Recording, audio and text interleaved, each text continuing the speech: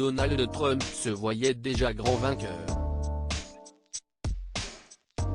Ainsi, la défaite, l'ancien président des États-Unis ne l'accepte pas.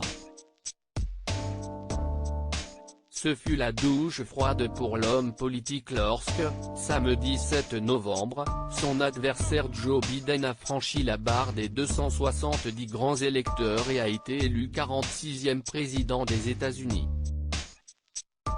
Depuis, l'époux de Melania Trump ne cesse de pas exprimer publiquement, face aux caméras, mais reste très actif sur le réseau social Twitter où il relaye des messages de ses soutiens. La Maison-Blanche, où il réside depuis le début de son élection, Donald Trump va devoir, malgré lui, la quitter. Mais pas dans l'immédiat. En effet, 2 mois de transition sont nécessaires, ce n'est donc qu'en janvier 2021 que Joe Biden et son épouse, Jill, investiront les lieux.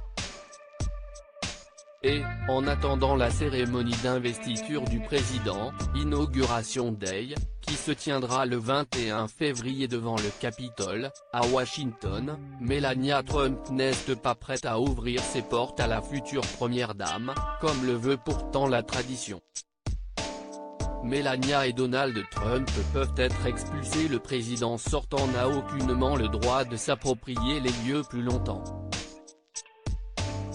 D'ailleurs, Joe Biden ne compte pas se laisser faire. Andrew Bates, son porte-parole, avait indiqué qu'il n'hésiterait pas à faire appel à la sécurité pour sortir Donald Trump.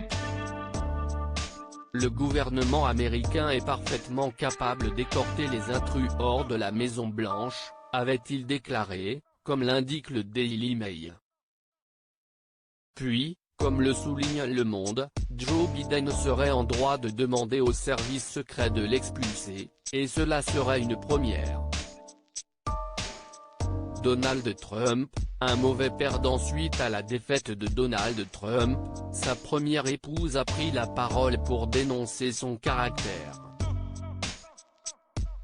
En effet, celle-ci a annoncé que l'homme politique de 74 ans était un mauvais perdant et qu'il n'était pas prêt à abandonner la bataille.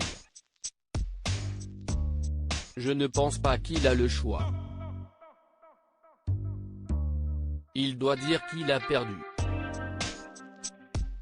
Il n'aime pas être perdant, je le sais. Mais s'il a perdu, il a perdu. A-t-elle lâché ?